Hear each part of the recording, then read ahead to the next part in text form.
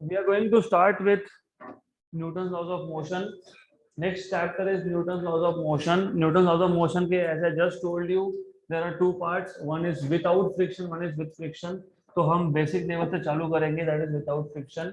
एक हाथ क्वेश्चन में फ्रिक्शन भी आएगा, we'll see that time. तो question number 1, a machine gun is mounted on a 2000 kilogram car on a horizontal frictionless surface. At some instant, the gun fires bullets of mass 10 grams with a velocity of 500 meter per second with respect to the car. The number of bullets fired per second is 10. The average thrust on the system is. तो पहले question समझ लो. हमारे पास एक frictionless surface है.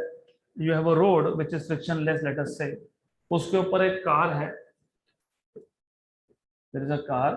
इस car के ऊपर machine gun mounted है. You have a machine gun mounted on top of it, something like this, and this machine gun is firing bullets. इस कार का जो मास आपको दिया है m, that is 2000 kg. At some instant of time, the gun fires bullets of mass 10 gram. तो हर एक bullet जो यहाँ से निकलेगा उसका मास होगा 10 ग्राम. तो what I will do is, ये जो कार का मास है इसको कैपिटल M बोल देता हूँ, और बुलेट के मास को मैं मास ऑफ बुलेट बोल देता हूँ mb, which is 10 ग्राम. और 10 ग्राम मतलब 10 into 10 power minus 3 किलोग्राम, मतलब it is basically equal to 10 power minus 2 kilogram. तो हर एक ईच बुलेट का मास है 10 पावर माइनस 2 किलोग्राम. इसका वेलोसिटी आपको दिया है 500 मीटर पर सेकेंड. तो velocity of each bullet is 500 metre पर सेकेंड. आगे बोला है the number of bullets fired per second. तो इस पे ध्यान देना, पर सेकेंड. पर सेकेंड मतलब हर एक सेकेंड में 10 बुलेट्स फायर होंगे, 10 bullets each second. Average thrust, what do you understand the thrust? What is the meaning of thrust? What is thrust? Force. What is a thrust on the system, मतलब force पूछा है. तो they are asking you what is force. Very simple question, क्योंकि force अगर आपको पूछा है तो आपको पता होना चाहिए what is Newton second law of motion. What is Newton second law of motion?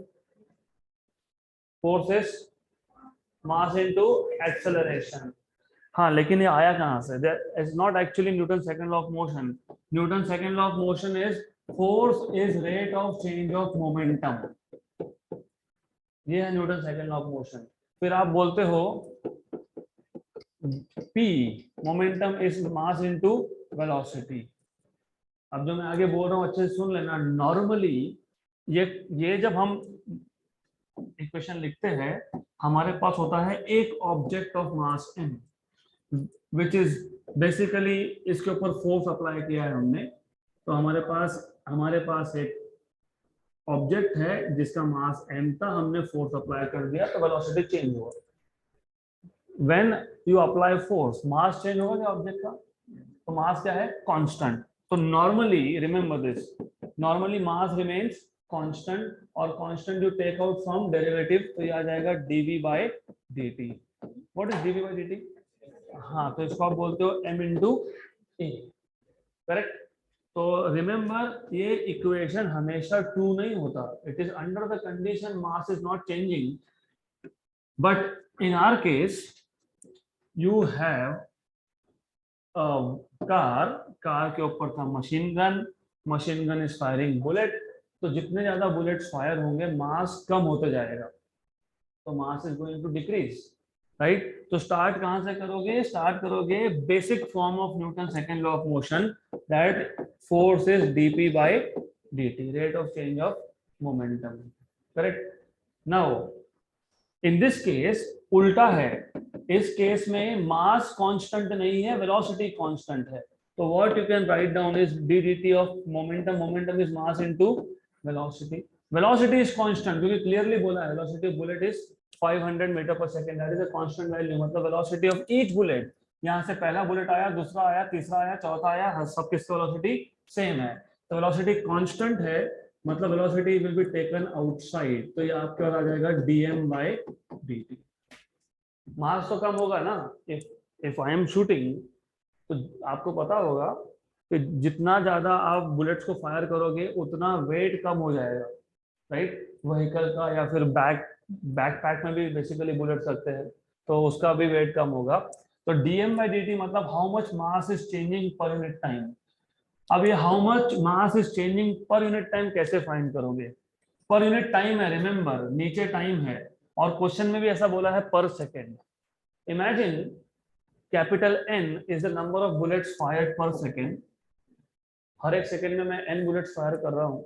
Just for an example, imagine मेरे पास एक गन है जिसमें बुलेट का मास है 1 ग्राम, और मैं हर सेकंड में 100 बुलेट्स फायर करता हूँ, तो हर सेकंड में मास कितना कम होगा? 100 ग्राम। मतलब आपने क्या किया, in short number of bullets fired को मास ऑफ बुलेट से मल्टीप्लाई कर दिया। This is what you are doing. मैंने आपसे पूछा, मेरे पास एक गन है, उसमें से मैं 100 बुलेट्स पर सेकेंड फायर कर रहा हूँ, हर एक बुलेट का मास है 1 ग्राम, तो एक सेकेंड में मास कितना कम हुआ? आपने क्या किया, नंबर ऑफ बुलेट्स को मास ऑफ बुलेट से मल्टीप्लाई कर दिया। तो number of bullets fired per second into mass of each. तो this is dm/dt per unit time. मास कितना कम हो रहा है? Mass into number of bullets per second. This n is number per second, number of bullets per second, ये याद रखना, right. Then what is the number of bullets that we are firing per second according to the question? 10। और v कितना है? 500, 500। ये कितना है? 10। what is mass of each bullet? 10 power -2, right. तो ये 10 पावर +2 और 10 पावर -2 कैंसल, तो कितना आया? 50। तो what is the thrust? 50 newton. Option number B.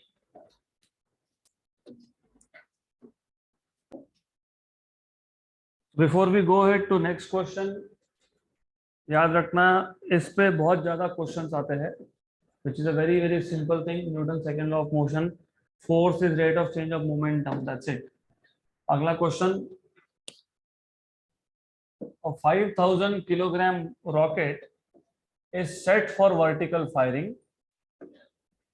the exhaust speed is 800 meter per second, to give an initial upward acceleration of 20 meter per second square, the amount of gas ejected per second to supply the needed thrust will be, take the value of g as 10 meter per second square।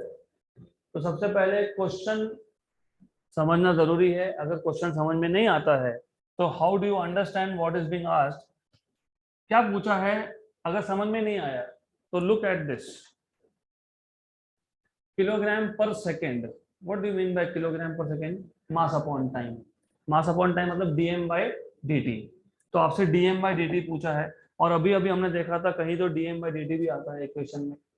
Then 5000 kilogram rocket is set for vertical firing. हमारे पास एक 5000 kilogram का rocket है। Let us take this rocket which is set for vertical firing.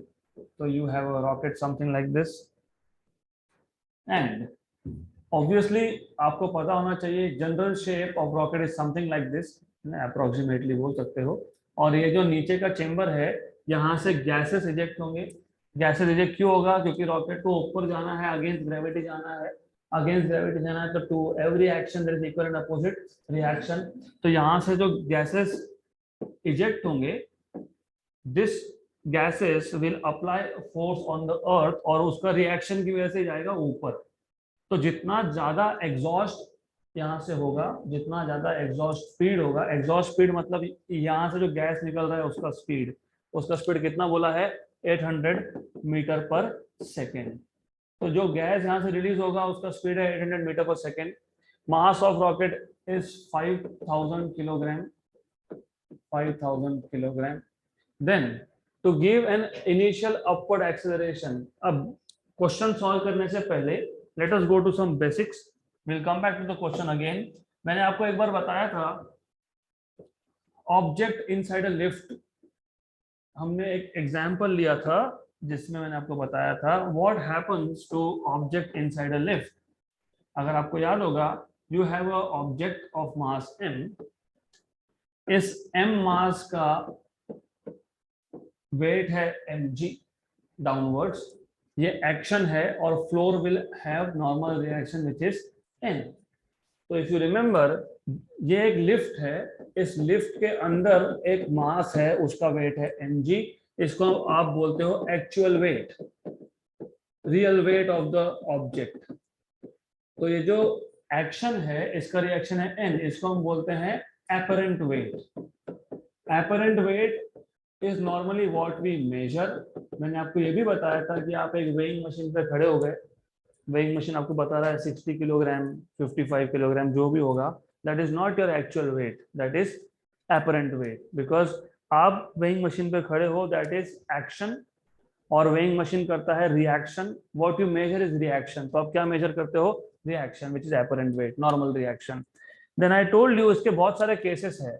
एक, if the lift is at rest, case number 1, lift is at rest, अगर lift rest पे है तो a equal to 0, a equal to 0 मतलब excision equal to 0, तो उस case में normal reaction is equal to mg आता है, मतलब apparent weight is equal to actual weight. Number 2, if lift is going up or down with constant velocity, velocity constant मतलब वापस से a की वैल्यू 0 है, तो इस केस में वापस से n इक्वल टू mg आता है, right, apparent weight equal to actual weight. फिर केस नंबर 3 हमने देखा था, in which lift is going up with some acceleration a। तो मैंने आपको ये भी बताया था कि अगर कोई चीज ऊपर जा रही है, फॉर एग्जांपल अगर मैं पेन को रिलीज करता हूं तो pen will fall down. Why it will fall down? Of course because of gravity, उसमें कोई डाउट नहीं है, but the real answer is there is net downward force. मैंने इसी पेन को इस बेंच के ऊपर रख दिया तो now it will not fall down. क्यों? क्योंकि ग्रेविटी को नॉर्मल रिएक्शन ने बैलेंस किया। तो whenever something is going up, यहाँ पे लिफ्ट ऊपर जा रहा है, मतलब नेट फोर्स कहाँ है? ऊपर की डायरेक्शन में है। तो आप इसको कैसे लिखते हो? Net force equal to upward force, कौन है upward? n, minus downward force mg। लेकिन फोर्स का general formula m into a होता है, तो m into a equal to n minus mg। तो n equal to ma plus mg, मतलब m into a plus g। तो whenever anything is going up, what is the net acceleration? a plus g या फिर g plus a। Whenever anything is coming down, it is g minus a. So when the system is going up, acceleration is g plus a. When the system is coming down, it is g minus a. Go back to this question. To give an initial upward acceleration of 20 metre पर second square, तो a की value कितनी बता दी आपको? 20 metre पर second square, right. और system कहाँ जा रहा है? ऊपर। तो नेट एक्सेलरेशन क्या आएगा? g plus a। What is g value? 10। What is a value? 20। तो what is a net is 30 metre पर second square, right. The amount of gas ejected per second, मतलब dm by dt पूछा है, तो कहां से स्टार्ट करेंगे? वापस से वही, force equal to dp by dt, right. Force F is mass into net acceleration, right?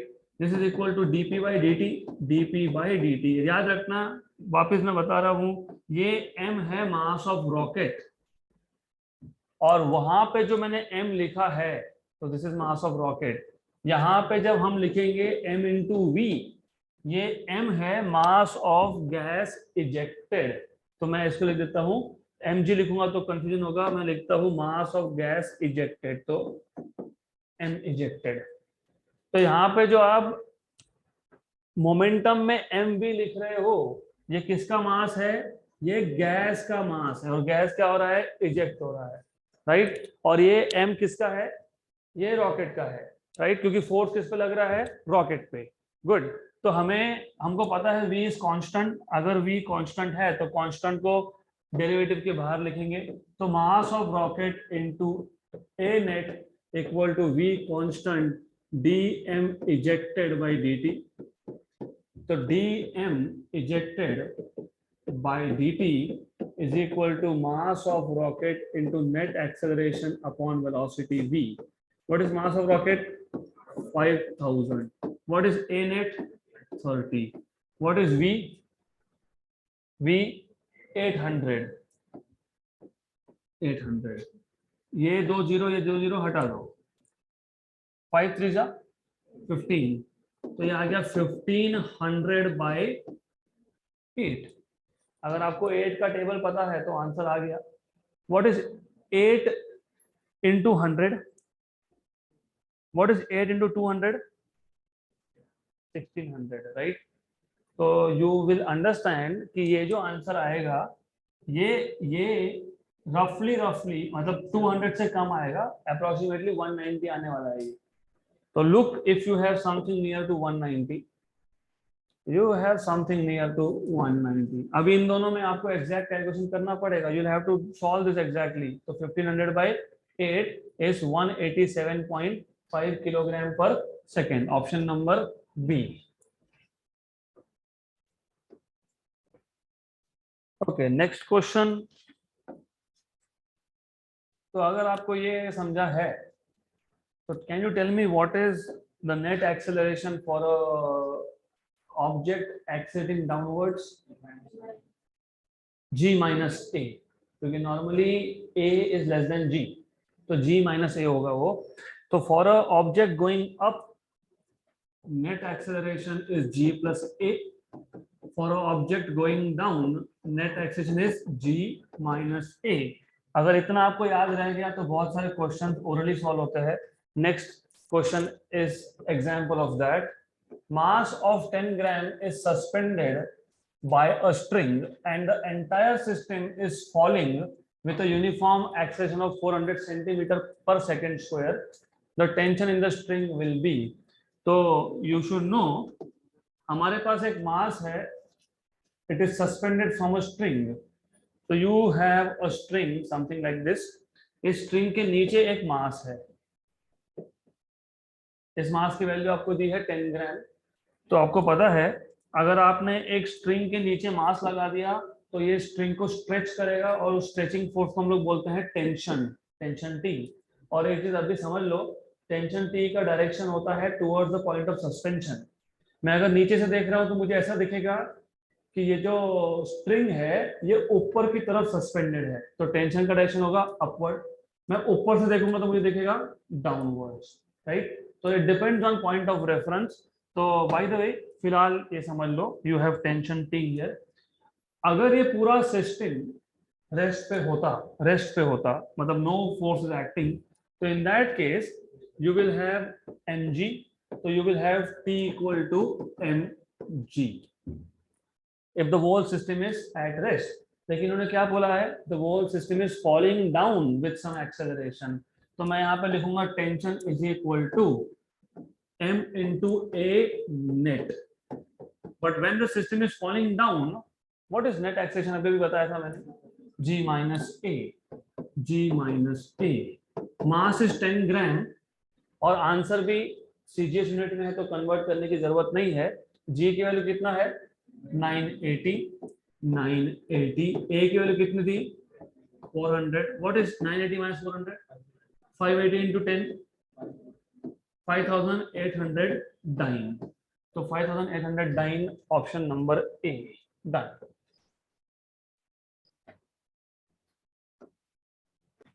Next question.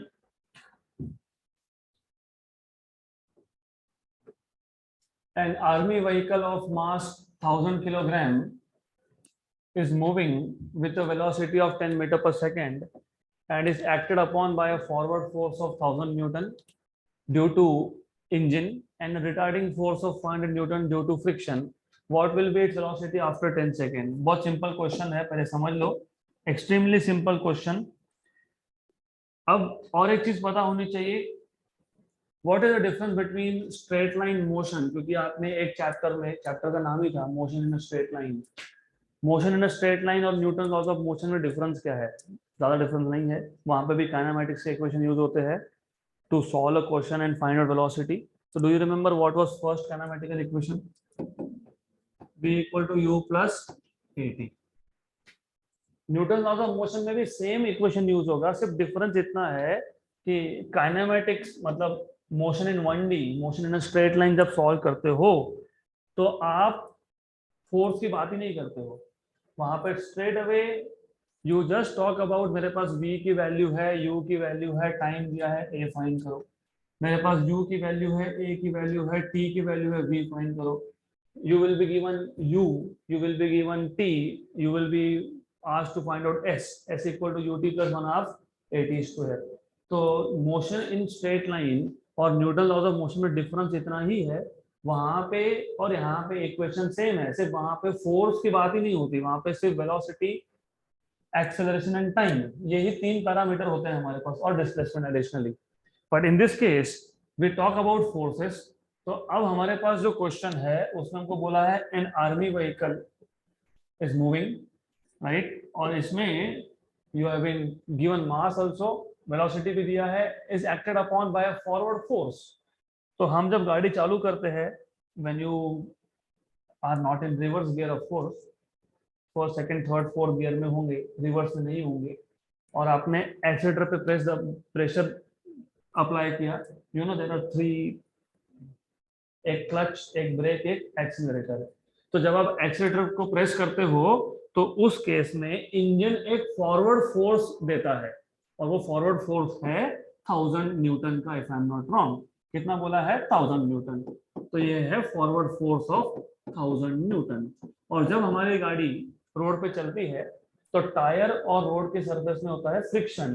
Friction is opposing force, तो फ्रिक्शन इज डायरेक्टेड अपोजिट।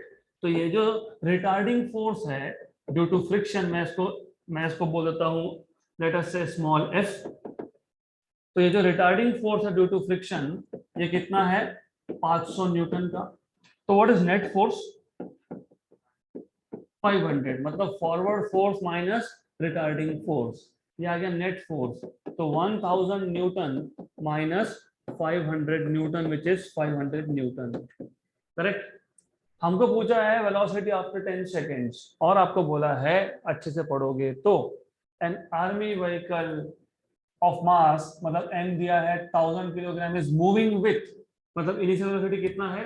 10, मतलब u की वैल्यू दी है, और आगे बोला है is acted upon by forward force of 1000 newton due to engine and retarding force of 500 newton due to friction at velocity after 10 second, मतलब t भी दिया है। तो a मिल गया, तो क्वेश्चन सॉल्व। और a कैसे मिलता है? You know what is Newton second law of motion? F equal to ma, मतलब net force is m into a। तो what is a? Net force upon mass, right. तो v equal to u plus a, but a is net force upon mass into t। u कितना है? 10, net force कितना है? 500, मास कितना है? 1000, time कितना है? 10, 1 जा 2 जा 1 जा 5 जा, 10 plus 5 is 15। तो what is velocity after 10 second? 15 meter per second, option number C।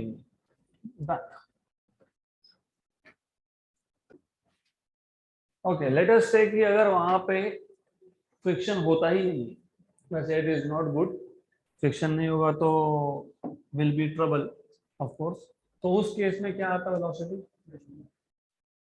अगर फ्रिक्शन नहीं होता तो net force will be only 1000, मतलब ओनली फॉरवर्ड फोर्स 1000। तो यहाँ पे लिखोगे 1000, 1000 1000 कैंसिल, 10 और 10 20, तो 20 मीटर पर सेकंड भी देके रखा है answer. Next question, a rocket is ejecting 50 gram of gases per second at a speed of 500 meter per second. The accelerating force on the rocket will be, अभी ये हमने बहुत बार सॉल्व किया, तो you should know how to solve this। Accelerating force F equal to dp by dt, तो P is again m into v, v is constant, तो dm by dt। तो F equal to v dm by dt, value of v कितना है? 500, और आपको dm कितना बोला है? 50 ग्राम पर सेकेंड। 50 ग्राम पर सेकेंड, ग्राम को किलोग्राम में कन्वर्ट करने के लिए 10 पावर -3, ये 2 और ये 1, 3 और ये 3 कैंसल, तो 5 into 5 25 newton. Option number B. Very simple question. Next question. Before we go ahead to next question, थोड़ा सा और बेसिक्स पता होना चाहिए. जब हमारे पास एक ऑब्जेक्ट है on a plane on a horizontal surface, मतलब if I have an object on a horizontal surface, तो आपको ऑलरेडी पता है इसके फोर्सेस के डायरेक्शन क्या है. तो you must know and I think you know कि there are only two forces. एक है weight mg which is balanced by normal reaction. तो you just write down normal reaction n equal to mg. But अगर हमारे पास inclined surface है, हमारे पास एक सरफेस है, ये सरफेस था, हमने इसी सरफेस को इंक्लाइन कर दिया, ऊपर उठा लिया with some angle of inclination theta. तो what I can do is, मैं इसी को इंक्लाइन कर दूंगा यहाँ पे विथ सम एंगल थीटा. तो नाउ इन दिस केस, और ये बहुत जगह पे करते हैं, कहाँ कहाँ करते हैं, बैंकिंग ऑफ रोड, राइट, और भी बहुत जगह पे यूज होता है. तो we will see later. But पता होना चाहिए कि जब आपके पास एक object on an incline surface है, तो in that case normal reaction will no more be equal to mg, क्योंकि मुझे यहाँ पे कंपोनेंट्स करने पड़ेंगे अब, राइट. तो हमारे पास ये इंक्लाइन सरफेस है. Now which are the forces acting on this. Number 1, mg is in vertically downward direction. mg हमेशा नीचे की तरफ होता है. This is mg. Normal reaction हमेशा सरफेस इन कांटेक्ट को नॉर्मल होता है. ऑब्जेक्ट जो सरफेस पे रखा है उसको नॉर्मल, मतलब it is something like this. ये आ गया आपका नॉर्मल रिएक्शन. एन या फिर आर, जो भी बोलना होगा वो. अब आपको ये पता होना चाहिए mathematics, little bit of mathematics. अगर मेरे पास दो लाइंस है, for example if I have two lines, line number 1 and line number 2, ये लाइन नंबर 1 है, ये लाइन नंबर 2 है. अगर इन दोनों लाइंस को, दो लाइंस परपेंडिकुलर है, जैसे ये एक लाइन परपेंडिकुलर हो गया, ये लाइन नंबर 3 किसको परपेंडिकुलर है, लाइन नंबर 1 को. और मेरे पास और एक लाइन है, लाइन नंबर 4, ये किसको परपेंडिकुलर है, लाइन नंबर 2 को. If the angle between line number 1 and 2 is theta, then the angle between two lines which are perpendicular to these two lines is also theta. तो ये angle theta आएगा. This is some mathematics that you need to know, क्योंकि ये समझेगा तो आगे component समझेंगे, और कंपोनेंट समझेंगे तो अगला क्वेश्चन समझेगा. ये आ जाएगा आपके पास एंगल थीटा. अगर ये एंगल थीटा है तो फिर mg का एंगल को लग के जो कंपोनेंट होता है उसको आप बोलते हो कॉस कंपोनेंट. तो ये आ जाएगा mg कॉस थीटा. और mg कॉस को जो परपेंडिकुलर कंपोनेंट होता है वो होता है mg साइन थीटा. और अगर ये ऑब्जेक्ट नीचे आ रहा है तो किसकी वजह से आ रहा है, mg साइन थीटा की वजह से. तो पहले तो इतना पता होना चाहिए. Now if you no this, then you can go ahead and talk about next question. A block of mass m is placed on a smooth wedge. Smooth wedge मतलब there is no friction, और wedge मतलब ये inclined surface को आप बोलते हो wedge. तो हमारे पास एक ऑब्जेक्ट है जिसका मास है m, it is placed on smooth wedge. तो हमको ऑलरेडी पता है कि कंपोनेंट कौन कौन से, एक mg cos थीटा, एक mg sin थीटा.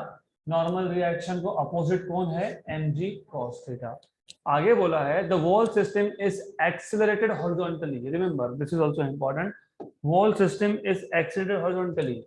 तो हमने क्या किया, हमने सिर्फ इतना काम किया, यहाँ पे ये वेज था, इस वेज को मैंने हॉरिजॉन्टल पुश कर दिया, मतलब मैंने इस वेज को एक धक्का दे दिया इन हॉरिजॉन्टल डायरेक्शन. तो I am giving it a push, right. It is accelerating. The whole system is accelerated horizontally. Horizontally मतलब धक्का देना अलोंग एक्स एक्सिस, और वर्टिकली मतलब अलोंग वाई एक्सिस. इसको उठाओ, नीचे उठाओ. तो यहाँ पे you are pushing it in the horizontal direction, when you are pushing it तो कुछ एक्सेलरेशन होगा। अब जी तो यूज कर नहीं सकते क्योंकि G is for gravity, A use नहीं कर सकता क्योंकि ए इज नेट एक्सेलरेशन के लिए ए, तो इसको कुछ बोल देंगे, इसको बी बोल देंगे, b is the acceleration, right. आगे बोला है so that the block does not slip on the wedge, मतलब मैं इसको इतना ही पुश कर रहा हूं so that it is not moving not slipping, ना ऊपर आ रहा है ना नीचे जा रहा है, मतलब ये बैलेंस्ड है। Remember you are giving it such a push so that this block remains at rest. अगर रिमेन्स एट रेस्ट है तो नीचे कौन सा फोर्स है, इसको बैलेंस करने के लिए ऊपर एक फोर्स चाहिए। अगर वो फोर्स नहीं है तो इट विल स्लिप, वो नीचे आ जाएगा ऑब्जेक्ट। तो वो फोर्स कहां से आएगा, वो फोर्स आपको पता होना चाहिए, what is Newton's third law of motion. What is Newton's third law of motion? To every action there is equal but opposite reaction. ये जो हमने इसको धक्का दिया, ये धक्का जो था, ये धक्का था m इंटू बी, क्योंकि force is mass into acceleration. What is acceleration? b। अगर मैं इसको मल्टीप्लाई करता हूं m से तो दिस बिकम्स फोर्स। तो ये फोर्स क्या था? एक्शन था। एक्शन किस पे था? वेज पे था। वेज क्या करेगा? रिएक्ट करेगा। To every action there is equal but opposite reaction. तो मैग्नीट्यूड वाइज तो एम बी और एम बी होगा, सिर्फ डायरेक्शन क्या होगा? Opposite.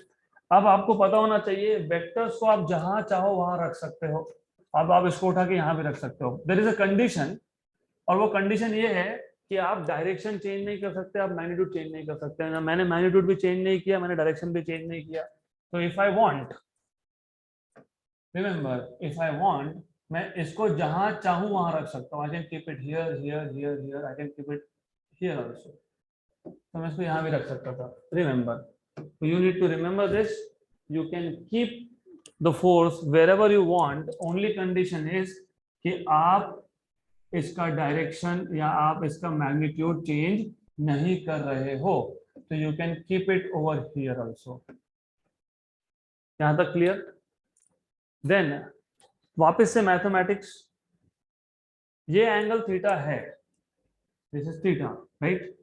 Then you must know how much is this angle, 90 minus theta. Very good. अब एक काम करता हूं, इस लाइन को मैं एक्सटेंड कर देता हूं पीछे की डायरेक्शन में। Now you just told me कि ये एंगल 90 माइनस थीटा है, this angle is 90 minus theta, तो how much is this angle? Theta. Very good.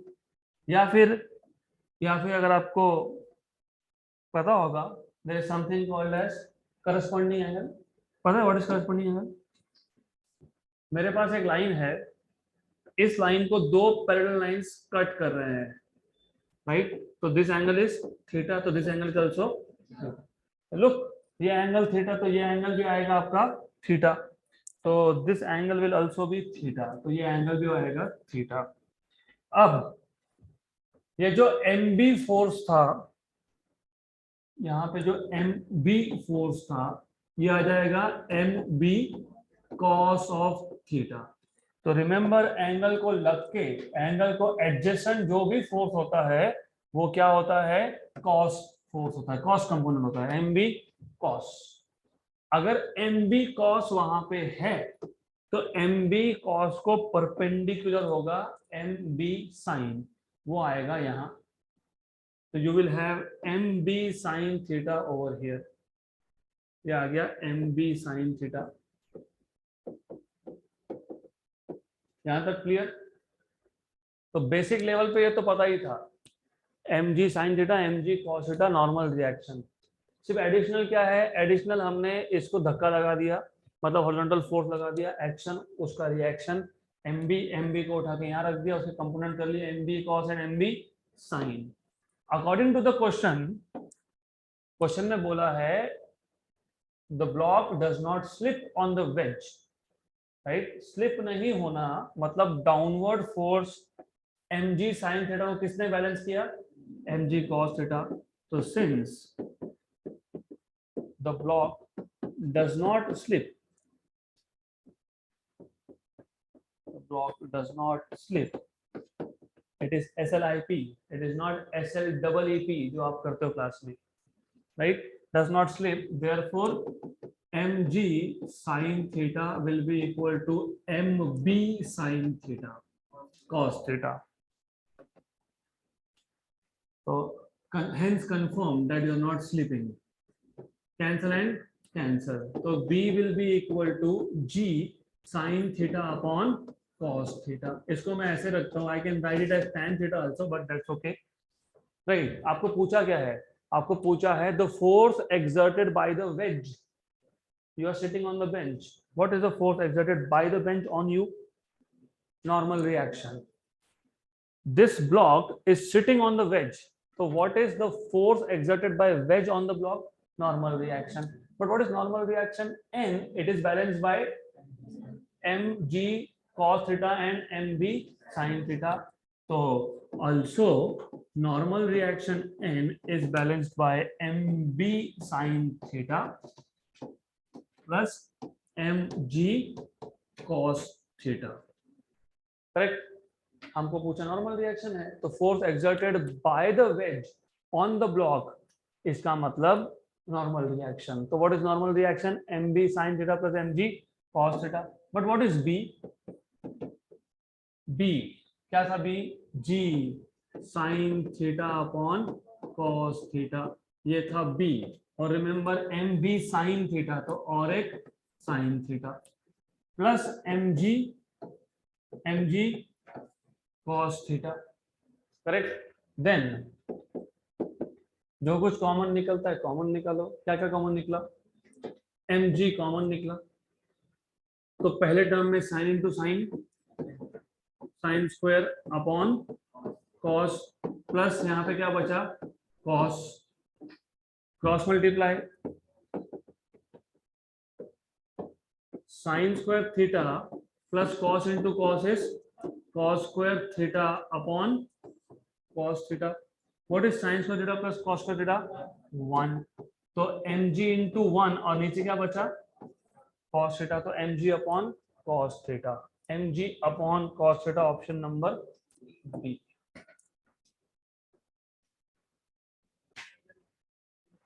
Next question. Next question.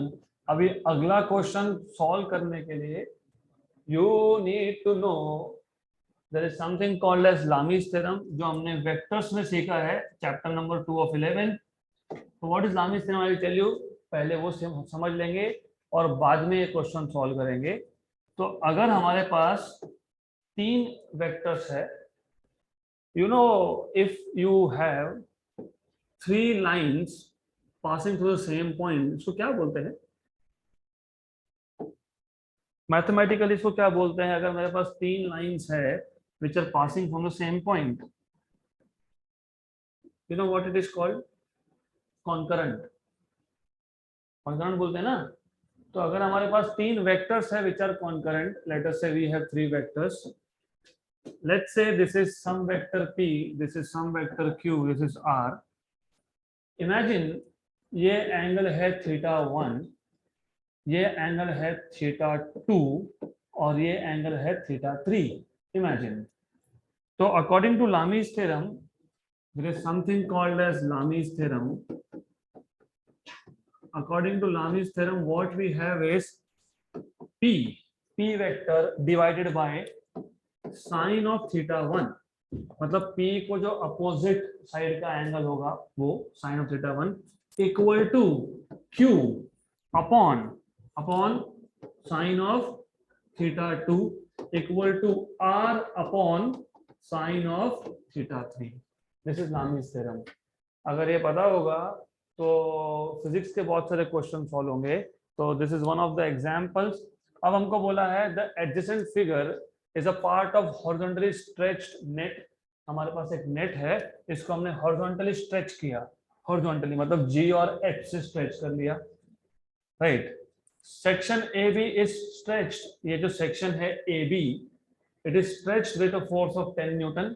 The tension in the section BC and BF, तो BC और BF इस section में tension मतलब force कितना होगा. तो ये क्वेश्चन सॉल्व करने के लिए all you need to know is just Lami's theorem. अगर आपको लामीज थ्योरम पता है तो done, this is what you can do. तो आई जस्ट टेल यू कि ये क्वेश्चन सॉल्व कैसे करते हैं। Answer is 10 and 10, option number C. कैसे? तो लामीज थ्योरम पता होना चाहिए। So if you know Lami's theorem you can just solve this question. तो ऐसा है, मैंने अभी अभी आपको बताया, तो ध्यान दो यहाँ पे तो समझेगा। तो ये हो गया एक फोर्स BC, ये हो गया BF, यहाँ पे आ गया BA। अब BA फोर्स बोला है 10 न्यूटन, ये है 10 न्यूटन। मैं इसको बोल देता हूं P, I call this as P। उसका अपोजिट एंगल होगा 120। क्यों 120? ये 120, ये 120, तो बचा हुआ कितना? 120। तो ये एंगल कितना होगा? 120, राइट। तो लामीज थ्योरम याद है, P upon sine of opposite angle, कितना है अपोजिट? 120। यहाँ जो P मैंने लिखा है, this P I will call as BA, तो ये 120 है। तो according to Lami's theorem BA which is 10 Newton upon sine of 120 equal to BC upon sine of 120 equal to BF which is equal upon sine of 120 sine of 120। तीनों का denominator same, मतलब numerator भी same. Therefore BA equal to BC equal to BF। लेकिन BA कितना था? 10 Newton, तो 10 equal to BC equal to BF।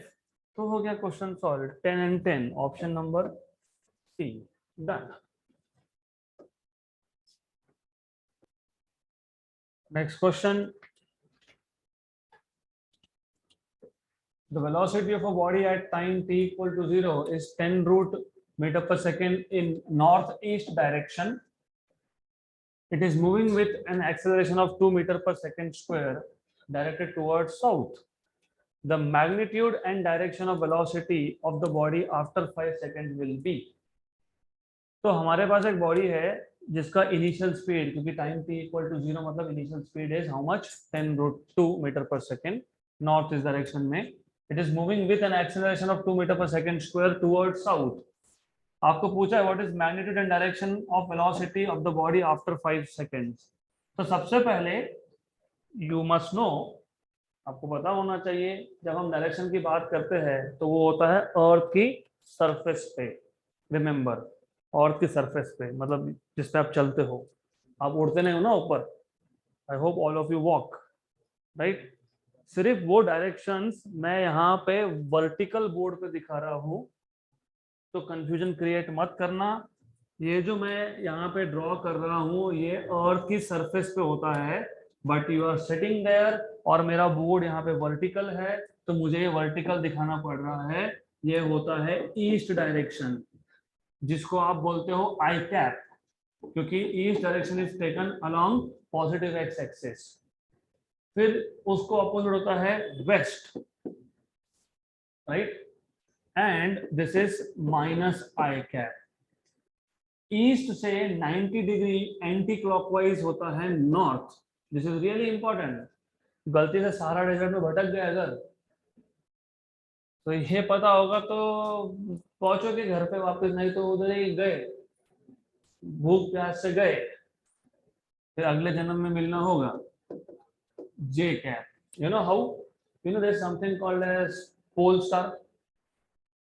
there is only one star in the night sky जिसका position change नहीं होता, और वो होता है नॉर्थ पोल की तरफ। मतलब you know what is north direction. फिर नॉर्थ से क्लॉकवाइज 90 डिग्री पे, मतलब वो स्टार को देखो फिर 90 डिग्री घूम जाओ, मतलब यू आर टुवर्ड्स ईस्ट। तो समझ में आ जाएगा, ईस्ट मतलब सारा डेजर्ट में, ईस्ट मतलब इंडिया का डायरेक्शन है वो, राइट। तो घूमते फिरते कहीं तो पहुंच जाओगे। This is J cap and south is minus J cap. यहाँ पे के कैप का कुछ भी काम नहीं है। के कैप मतलब अर्थ से ऊपर जाना, राइट। तो ये अर्थ की सरफेस पे डायरेक्शन होता है। अब your mathematics should be so strong, आपको समझ में आना चाहिए। जैसे बोला वेलोसिटी, इनिशियल वेलोसिटी u बार, u क्योंकि ऑफ कोर्स डायरेक्शन बताया ना नॉर्थ ईस्ट, तो नॉर्थ ईस्ट डायरेक्शन बताना, तो ये पता होना चाहिए नॉर्थ ईस्ट डायरेक्शन ईस्ट के साथ 45 डिग्री बनाता है और नॉर्थ के साथ भी 45 डिग्री बनाता है। और ऊपर से ये पता होना चाहिए अगर 10√2 लिखा है तो 10√2 लिखने का मतलब ये होता है कि इसका x कंपोनेंट 10 है और इसका y कंपोनेंट भी 10 है। क्यों ऐसा? Of course you should no, अगर ये u है तो what is x component? What is x component? अरे एंगल को लग के कंपोनेंट कौन सा होता है? cos कंपोनेंट, तो u cos 45। What is u? 10√2, 10√2 था ना, हाँ, तो 10√2। What is cos 45? हाँ, तो x कंपोनेंट कितना? 10, तो y कंपोनेंट कितना? 10, क्योंकि y component of the same vector ये आएगा y कंपोनेंट। सिर्फ इस y कंपोनेंट को मैं यहाँ पे दिखाऊंगा, ये सेम है, मैंने अभी भी बताया वेक्टर्स को आप कहीं पे भी रख सकते हो, तो ये आ जाएगा uy, क्योंकि ये क्या है? uy। What is uy? u sin theta. What is theta? 45। What is u? 10√2। What is sin 45? 1/√2। तो कितना आया? 10 मीटर पर सेकेंड।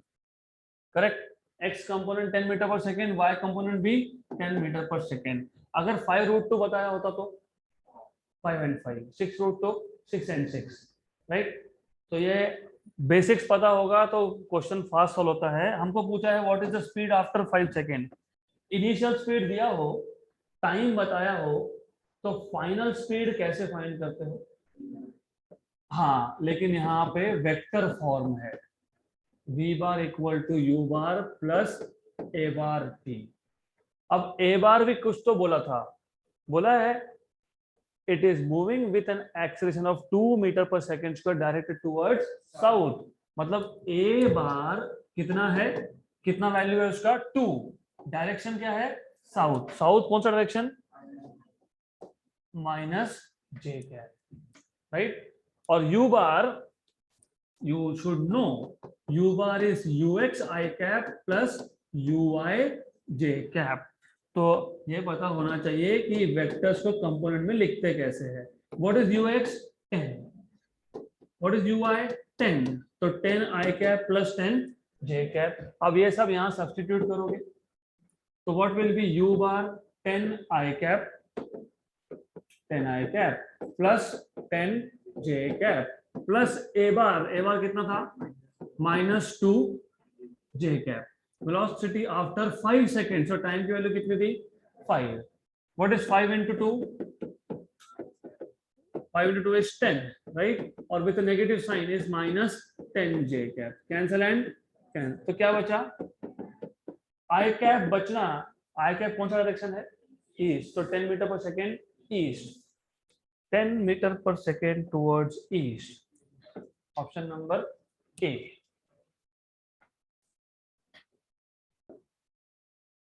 नेक्स्ट क्वेश्चन, कुछ नहीं, यहाँ पे सिर्फ मल्टीप्लाई करना है -2 और 5 को, तो -10 होगा, cancel cancel, 10 I cap is remaining, तो 10 मीटर पर सेकेंड टुवर्ड्स ईस्ट। अगला question, a particle moves in xy plane under action of a force F such that the components of its linear momentum p bar at any time are x component is 2 cos t, y component is 2 sin t, the angle between f and p at time t is given by। तो हमारे पास momentum का x component और y component दिया है, हमको पूछा है angle between f and p। Before you solve this question, again vectors का बेसिक्स चाहिए, तो आपको पता होना चाहिए कि how you can find out what is angle between two vectors. तो उसके लिए आपको ये पता है क्या? Do you know this? What is a bar dot b bar? ab cos theta। But do you also know a bar dot b bar is ax bx plus ay by plus az bz। अगर उस vector के तीन तीन component होंगे तो, और this is equal to A B cos theta, तो cos theta will be A X B X plus A Y B Y plus A Z B Z. मैं एक काम करता हूँ, मैं ये जेड कंपोनेंट नहीं लिखूंगा। क्यों नहीं लिखूंगा? क्योंकि हमारे पास जो क्वेश्चन दिया है उसमें दो ही कंपोनेंट है, divide by A B. You know how to find out magnitude of a given vector A? How do you find out magnitude? Under root of ax square plus ay square, और b का under root of bx square plus by square, right? तो अगर आपको इतना पता है तो अब इस क्वेश्चन पे आ सकते हो। हमारे पास सबसे पहले हमको दिया है what is x component of momentum. What is x component of momentum? 2 cos t, और y component of momentum is 2 sin t। तो मुझे अगर एंगल फाइंड करना है बिटवीन f एंड p, तो what I will use is f bar dot p bar equal to F P cos theta. मतलब cos theta is equal to f bar dot p bar upon F P. But f bar dot p bar अभी अभी मैंने बताया आपको fx px plus fy py, और यह आएगा under root of fx square plus fy square and this is px square plus py square. अब px और py का तो टेंशन नहीं है, पता है। How do you find out fx and fy? You know what is f? dp by dt। तो अगर f is dp by dt तो fx is dpx by dt and fy is dpy by dt। मतलब एक एक derivative लेना है दोनों का, दैट्स इट। तो derivative of px which is 2 cos t, what is 2 तो कांस्टेंट है, 2 बाहर, what is derivative of cos t? Minus sin t। Similarly यहाँ पे मैं आपको शॉर्टकट भी बताऊंगा, पर पहले समझ लो d dt of 2 sin t, ये क्या आया? 2 cos t, right? minus 2 sin t and 2 cos t. Substitute. What was px? What is fx? Minus 2 sin t. And what was px? 2 cos t. Plus